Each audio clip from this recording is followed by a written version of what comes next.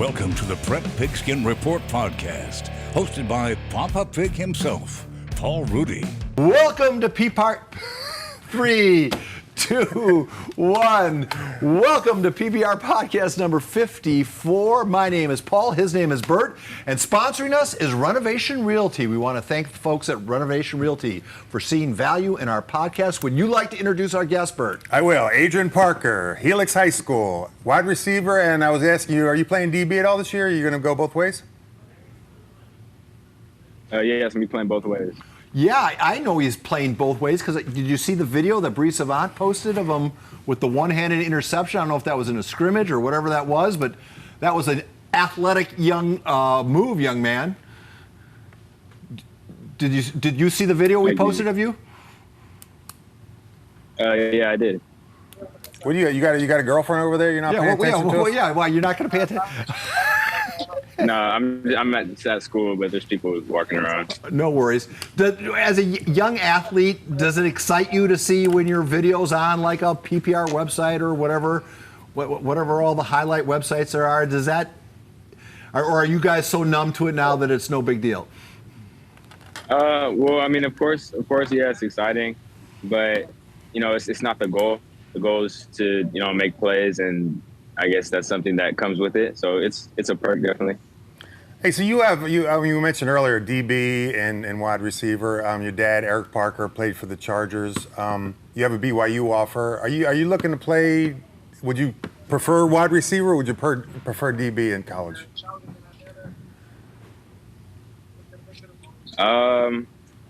Right now, I'd say I prefer DB. That's because I played more of it in high school, but I'm starting to like a receiver a lot more.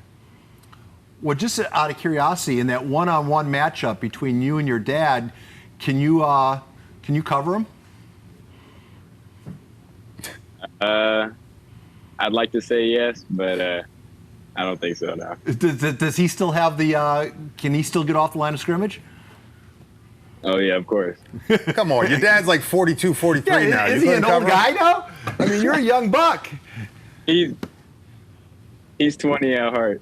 Right. I'm just saying, if you can't cover a 45-year-old man, you might want to play wide receiver in college.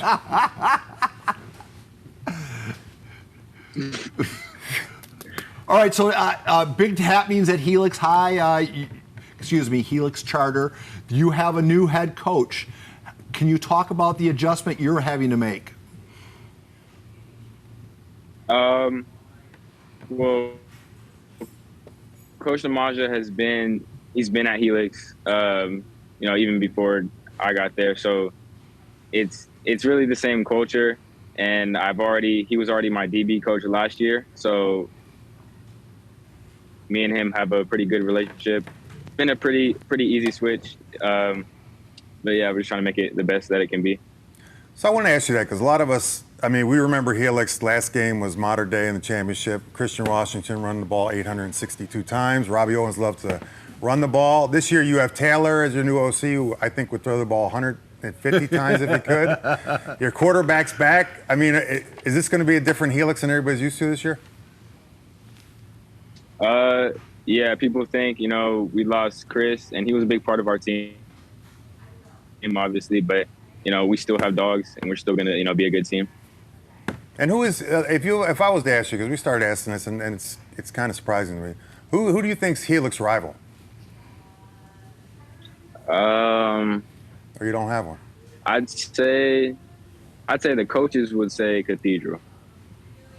You guys you don't play them every year. I would say Grossmont. I would think it would be Grossmont. Yeah, but that's not a rivalry. It's not a rivalry if they don't win. I mean, with all due respect to Grossmont, you have to win a couple of those games. You have to win the Musket a couple times for it to be a rivalry. So the Holy Bowl's not a rivalry anymore? Well, but over the course of time, St. Augustine has won some games against Cathedral. All right. Of late, it hasn't. But I mean, you know the school history better than we do, Adren. Has Grossmont? How many times have they ever beaten Helix over the course of the two schools being involved? I really don't know. That's a never. I'm still going to call that one. Yeah. That's me. I mean, they keep the musket in the closet at Helix. That's how much of a rivalry that is. And I say that with all respect to Grossmont, but I think they would say the same thing until they beat Helix a couple times. It's not much of a rivalry. Adrian, I want to ask you something because not a lot of people know this. I'm sure Paul doesn't know this either because track's not a big sport. But aren't you the San Diego section all-time leader in the 400 meter that you ran at the state meet last year? Yeah, I got it in state prelims. So isn't that a pretty big deal to have the best time in San Diego section history? Yeah, but again, I wasn't, shooting for that. I just like to improve every week. He's too humble. We got to get you together with Yeah, Jax Leatherwood. Yeah, you got to get you together with Jax Leatherwood and get a little Jax to rub off on you. I mean, you're very low key for a guy who's got the athletic ability you have. Is that something that coaches have drilled into you, or is it your dad? Why do you walk with such a quiet demeanor as opposed to, boy, if I had your athletic ability, people would know about it. I would be telling them. I don't know. It's just how I am, I guess. Well, let's talk about how you are. What's your favorite subject in school? English. Why? I don't know. I've always just liked to write. He's humble and quiet. So, when you say you like to write, do you keep a journal, or do you creative writing, history writing? What kind of writing do you do?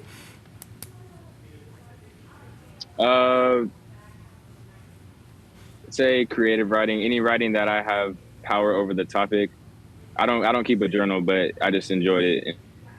So give us an example of something you've recently penned. Oh, now you're not gonna get him to do that. I'm sure I will. I mean, I think it was last year. What was one of your topics? It was about sports that we play and why we play the sport and things like that. Oh, all right. That interests me. What was your thesis? What was your was it track or football? What was your explanation? Why do we? It was track. I don't remember. It was last year. Oh, you remember? Come on. All right, let me ask you a question. Because this is what everybody kind of wants to know too. You're into video games, right? Yeah. So who's the best Madden player on your team? I couldn't tell you that.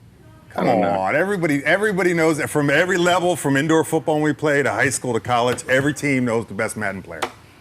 Even in the NFL, they know the best Madden player. Do you play Madden or you play FIFA, or what's your sport? No, I don't really play Madden. So what do you play?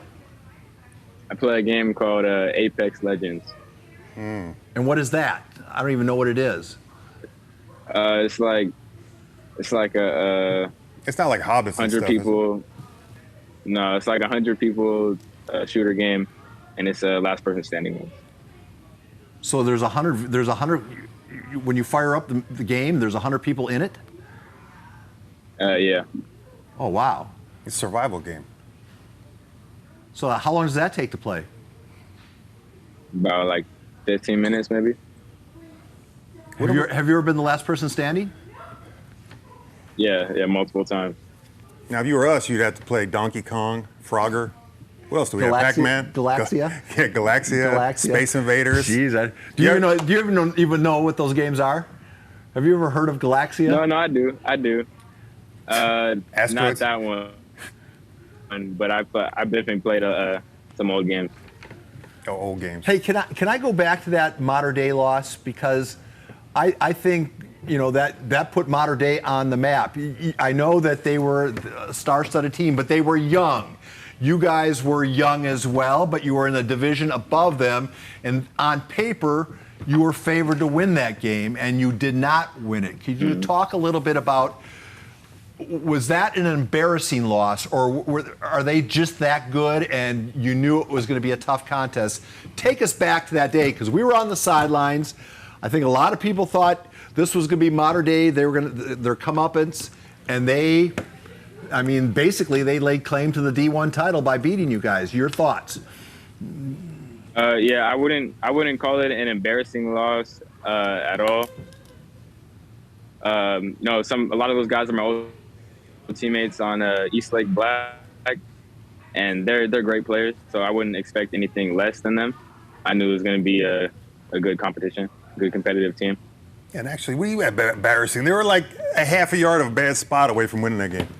I'm just saying, and I know it was a home game for Mater Dei. There was a lot of things tilted in their favor, but still. I have a better question. Okay. Now. Let's go back. Let's go back a week. Lincoln, you're down by 21 at half. What goes on at halftime in that game? Because you come out and win afterwards in the second half, which I think shocked everybody. Yeah, I don't know. My team, we just wanted it more, and we were willing to, buckle down and make plays. I'll say. If I could just go back to that game at Mater Dei, if I could ask. Oh, here we go again. All right, never mind. I want to. No, I want to hear it. I want to hear it. All right, young man. Who are the 5 best players in San Diego County? For what position? Any position. Who's going to be on the podium? Who's going to be on the podium? Silver Pigskin Player of the Year podium?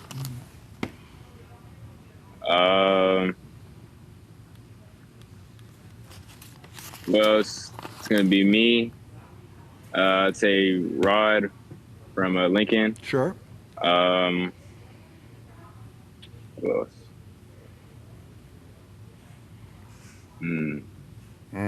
I don't really know. I don't really keep up with that. So it's just going to be you and Rod. Just you and Rod. Man. I guess so. All right, I'm going to ask you a follow-up question since you didn't answer that one. Saturday night is the big game, Mater Dei Cathedral, that everybody's talking about. Who's going to win that game, Adren? I don't know, but I'm going for Mater Dei. Well, that's. Well, I know you want them to win. Yeah, that I guess we want to talk about the East Lake Panther connection. Who were your teammates when you were at East Lake Panther? Name some of the guys you played with. So we have Puka on my team, Helix, Quincy Heron for Helix. You have Dominic Nankill. You have Trey Edwards, Anthony Lopez, Jason Harden, Wow. Chris Snyder. A lot of guys. Yeah. There's a lot. Didn't you guys won like 5 Q Bowls in a row, which is like youth football Super Bowl or championship. Didn't you guys win like 5 of them in a row or something? Yeah, we didn't get scored on for 5 years. 5 years? 5 years, no score on. And in I the got regular season. a question for you. Didn't you not play the last year though? Yeah, I didn't play my 8th grade year. How Why come you not? didn't play? I was just taking time off. Taking time off. That's what Tom Brady says. Yeah, Not yeah, from 8th grade geez, what football. are You you can't take time Are you off. Tom Brady now? Some personal travel time. So, hey, what were the advantages of growing up with a dad who played at the NFL level? And what were the disadvantages? I'd say the advantages are I have, all the resources that I would need, and it's just up to me to use them. And I had access to a lot more information than other people. Disadvantages, I wouldn't really say there is any. I had a great coach, and I can give you one. pretty much, I wouldn't be where I'm at. What I'm saying if he wasn't in my life. I can give you one disadvantage. He probably made you wear Tennessee stuff around when you were little, right? That's got to be embarrassing. Nah, No? no, I didn't. Are you a good. Chargers fan still? No, I'm not. I'm actually a Rams fan. How about your Oh. dad? Is he a Chargers fan? I don't think he is. Yeah, a lot of All right, ex-players. so best piece of coaching advice he gave you is?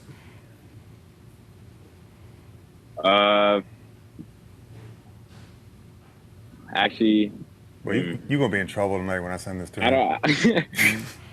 Yeah, I wouldn't say it's coaching advice, but I'd say one of the best things he instilled in me is, to never quit and just to, be able to tough out any situation.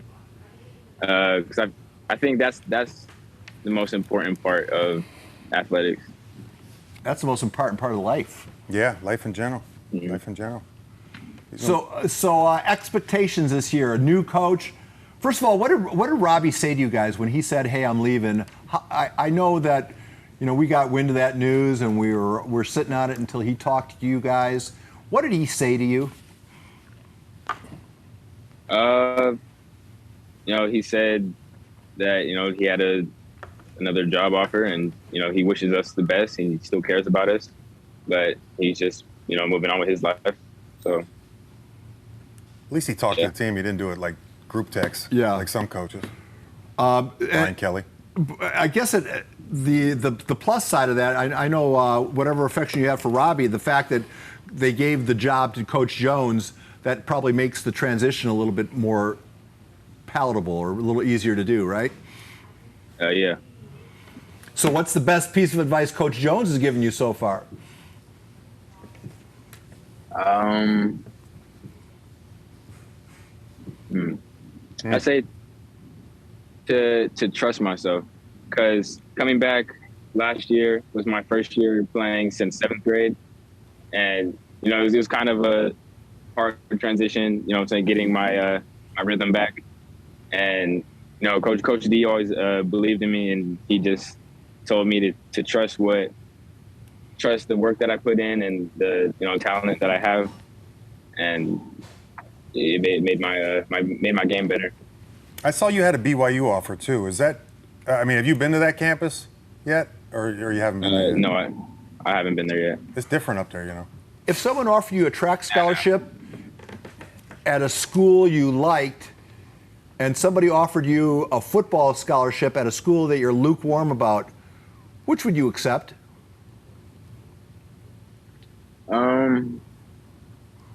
What sport means more to you right now? I don't know. I'm on the fence. I'm 50-50 with both right now.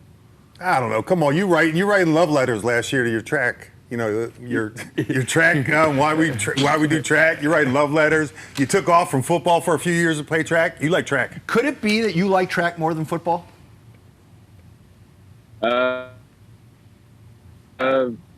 It could be, but I'm 50-50 on both. Mm-hmm. So then, are you being recruited for both? Yeah, yes, I am. You're a man of a lot of words. All right. Well, because that's a tough decision to make, because it's life changing one way or the other, is it not? If you decide to pursue track, then your football career is effectively over, is it not? I don't know. Yeah. I had both coming out, and I took the football scholarship, and then I threw the shot put my senior year. So you can do both.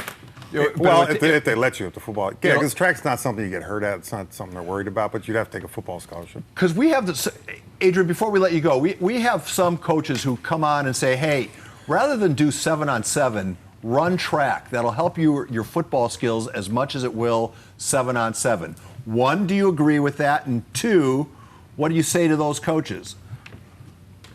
Yeah, I 100% agree with that. That's one of the main things that my dad would tell me. Like 7-on-7 is, it doesn't really matter. The main thing is to get fast and get track times. And to those coaches, I don't really know what I'd say to them, but the coaches that I've talked to, they've all told me the same thing, to run track instead of do 7-on-7. So you don't do 7-on-7? No, I've never done 7-on-7. Interesting. Now, does that hurt you in the recruiting game? Because you see how many kids are getting, getting offered. Some kids are getting offered just on their 7-on-7 skills. Yeah, a lot of them. Yeah, it could hurt me, but it's a choice that I made. I'll say, because I love track better than football. Hey, okay, so all right, explain that. Before we let you go, we're trying to keep these down to about 20 minutes. So you're already at 25. All right, well, so let me ask just two more questions. Explain to me the love of track. To me, it always seemed like, God, who wants to run that fast and hard all the time? What do you love about track? You want me to answer that for you? Sure.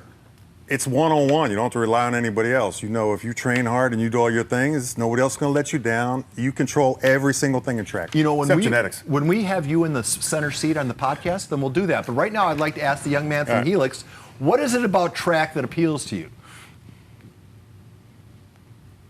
Yeah, I'd have to agree with that. It's it's a different sense of fulfillment. When you win a big race or get a new PR.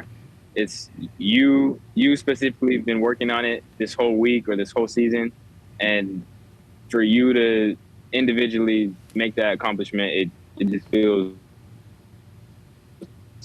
different, you know. Because I see his dad sends me crazy workout videos he does. It's like Rocky in Russia that time. Remember when he went? I think when he fought. Well, hey, so what is a workout like? What give us, if you're going to do your typical, are you working out today? Or you got football practice today, but if you were working out for track, what would a workout be? How many 400s do you run, or how does that work? He's up in the mountains in the desert working out. It's like Rocky, I'm telling you. Is that how you train? Not during the season. Okay, but during the season, it's all stuff on track. All right, so take us through the hardest workout that you've ever had. All right, so the hardest workout I've ever had was my freshman year, and my coach Monique Van, she made us run 9 300s. So we had 3 300s, and then we had a rest, and then 3 300s, and we had a rest, and 3 300s. So we had 9 in total, and that was terrible. That's definitely the worst I've ever done. Paul and I power walk. Just so you know, we do some power I walking. can walk 4 miles sometimes. I can too. Adren, I sometimes walk almost 4. Sometimes I go 5, and sometimes there's a big hill I go up. Stop. I'm sorry. Great. All right, hey, before we go, you are the PPR Game of the Week, Helix at Mira Mesa. Preview the game for us. What do you know about them? I heard they're a pretty solid team, but again, I don't think that we're below any team. We can definitely play with them, and we can definitely win. That's interesting. I've been, you notice in the off season, it was like you'd see the top 10, and like closer we get to the season with the scrimmages and everything else, Helix is moving up to like top 5 now. So there must be some little secret there. Well, you guys are always good. What's the difference between a charter school and a high school? I don't know fully, but I think it's that a charter school decides who they let in, including staff. I think, yeah. Staff and students, yeah. No boundaries for attendance, lottery to get in, kind of thing. Because Helix is always good. I mean, I've been here 24 years, and I've never seen a bad Helix charter football team. That's true, and not a bad coach ever. Never a bad coach either. You That guys could be part of it too.